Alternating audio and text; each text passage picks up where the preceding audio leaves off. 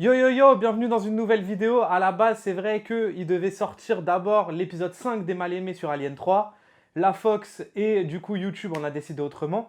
Mais c'est pas grave, on va enchaîner sur un film beaucoup trop méconnu et qui laisse vraiment tout sauf indifférent. Je le dis au début de chaque vidéo maintenant, mais les pourquoi il faut regarder, c'est un format de vidéo qui est fait exprès pour vous faire découvrir des films. Alors je sais que à la base, on a plus envie de cliquer sur un film qu'on a déjà vu, mais du coup, n'hésitez pas ensuite à cliquer sur des films que vous avez jamais vus, parce que justement, le but, c'est de vous les faire découvrir, ces films-là. Et pour commencer à mettre l'eau à la bouche, il faut savoir que ce film-là, depuis qu'il est sorti, on a tenté de faire des remakes dernièrement, depuis de nombreuses années, etc. Sauf qu'il n'y a aucun producteur qui a eu les couilles de se frotter à ce que ce film montre et à ce que ce film raconte. Et ça, dans une époque où justement les remakes prédominent, c'est quand même assez incroyable. Bref, c'est parti pour Les Révoltés de l'an 2000 de Narciso Ibáñez Serrador, sorti en 1976.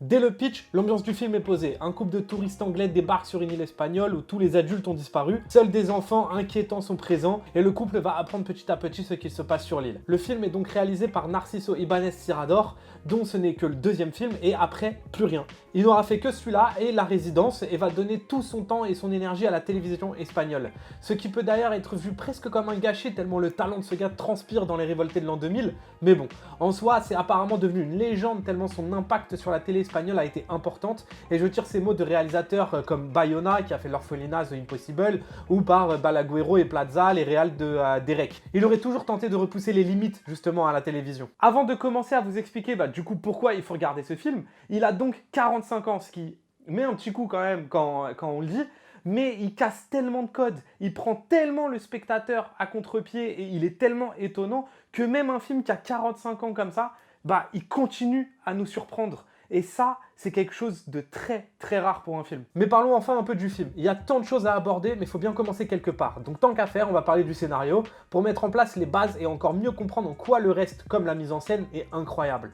Parce qu'il y a très peu de choses laissées au hasard. Le film au début pourrait paraître chiant au début, genre l'histoire est cool, mais ce qui se passe, on se fait chier, parce que si je caricature, tout ce que fait le couple, c'est marcher dans une île déserte. Mais il arrive tout le temps à nous tenir en haleine, justement. Et dans l'écriture, c'est dû à plusieurs choses, notamment, et encore une fois, c'est satané préparation paiement, il y en a plein dans le film et toujours hyper intelligente. Je vous prends un exemple au début du film, ça commence avec un corps retrouvé au bord de l'eau et lorsque le couple prend le bateau pour aller sur l'île, la femme ramasse une fleur et lui dit que c'est le courant qui vient de l'île. Donc, l'horreur est à venir. C'est génial parce que c'est tellement subtil et intelligemment fait. Et l'écriture des personnages aussi est intéressante, surtout dans ce genre de film, parce que souvent dans l'horreur, les personnages ont que très peu d'importance, on va pas se mentir, ce qui est fort dommageable d'ailleurs, où souvent on se demande ce qu'ils foutent à prendre des décisions un peu éclatées, mais dans Les Révoltés de l'an 2000, jamais on ne se dit ça. Tout est bien équilibré entre d'abord la puissance de la curiosité de l'homme, savoir ce qui se passe avant quoi que ce soit, et ensuite la peur et la fuite. En gros, tout a un sens dans leurs décisions, dans leurs actions et donc dans leur psychologie. En plus de ça, tout le film casse complètement les codes du genre du slasher. Un endroit isolé ou abandonné, la nuit, etc. Peut-être que le seul code présent, c'est le fait d'être bloqué dans un endroit isolé. Que ce soit dans un camp dans Vendredi 13, dans un vaisseau spatial dans Alien, ou sur une île déserte, en l'occurrence dans Les Révoltés de l'an 2000. Mais après ça, le film casse tous les codes. Ça se passe de jour, en plein soleil, dans une ambiance tout sauf lugubre. Mais pourtant, il arrive à restituer une ambiance poisseuse, pleine de sueur, où on a l'impression que le soleil transperce la pellicule. Peu de films d'horreur sont comme ça, et le seul qui me vient en tête d'ailleurs, c'est Massacre à la tronçonneuse, sorti en 74, donc 2 ans avant Les Révoltés de l'an 2000. Coïncidence ? Franchement, aucune idée, mais la comparaison, elle est pas débile. Et là où la plupart des films se passent avec un monstre ou un croque-mitaine, là, les monstres sont les enfants, et c'est justement peut-être encore pire. Et ça ramène à son titre original, bien que je kiffe le titre français, mais il a vraiment aucun sens, alors que l'original veut dire « Qui peut tuer un enfant ?» Ce qui m'amène à une autre chose qui élève ce film à un autre niveau, c'est son propos. Parce qu'il en a un, c'est pas juste un film d'horreur random et bien fait, pas du tout. Serrador, quand il fait le film, il a une idée très très précise de ce qu'il veut raconter. Et c'est la maltraitance des enfants, ou plutôt comment les erreurs, les horreurs et les actes des adultes finissent toujours par toucher les enfants. Voire ça peut devenir les premières victimes d'ailleurs. Et ça, il le met en image dès le générique d'intro du film. Un générique d'ailleurs absolument glaçant et d'une maîtrise folle, couplé entre images documentaires d'enfants victimes de la guerre, de chants d'enfants et d'une écriture enfantine et rouge sang. Enfin, le mec en un générique, en fait, il a tout dit. C'est du génie et il a à l'auteur de grands films films au grand générique, comme Seven ou comme La Horde Sauvage, qu'on a d'ailleurs vu sur la chaîne.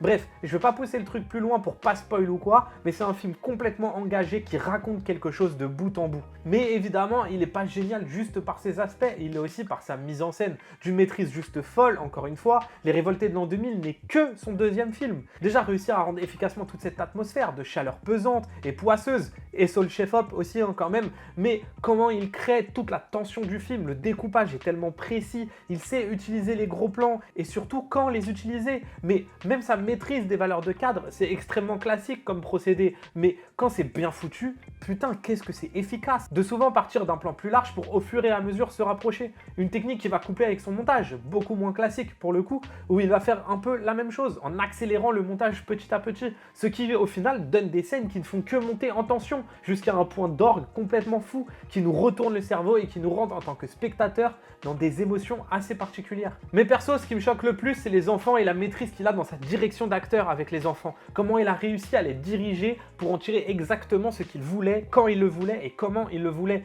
C'est quelque chose quand même qui m'impressionne beaucoup. Et ensuite, après réflexion, je pense sincèrement que ce film est un chef-d'œuvre et justement j'essaye de le dire avec plein d'objectivité, même si je pourrais jamais enlever l'amour que j'ai pour ce film, il sera juste jamais aussi connu que La Mort aux Trousses ou Le Parrain, mais il est aussi victime de sa forme, comme Massacre à la tronçonneuse est victime de la sienne. Et jamais un film qui ose comme Les Révoltés de l'an 2000 ose ne pourra rayonner autant. Ce qu'on voit dans ce film, vous allez rarement le voir autre part. La sensation que ce film laisse à la fin quand on l'a vu, elle est indescriptible. Et il y a vraiment, je trouve, très peu de films qui arrivent à ça. C'est pas du tout un film où au final on sort de la salle et c'est direction McDo. Non, vraiment pour le coup, c'est un film qui reste et auquel on y pense. Et voilà, il y a des scènes vraiment tellement marquantes que elle reste avec nous justement. Voilà pourquoi il faut regarder Les Révoltés de l'an 2000, parce que le plus important, c'est pas que vous ayez aimé le film, c'est surtout que vous l'ayez vu. Surtout un film qui, malgré ses 45 ans, est fou, couillu et absolument incroyable, qu'il continue de prendre absolument aucune ride et de prendre aussi le spectateur à contre-pied.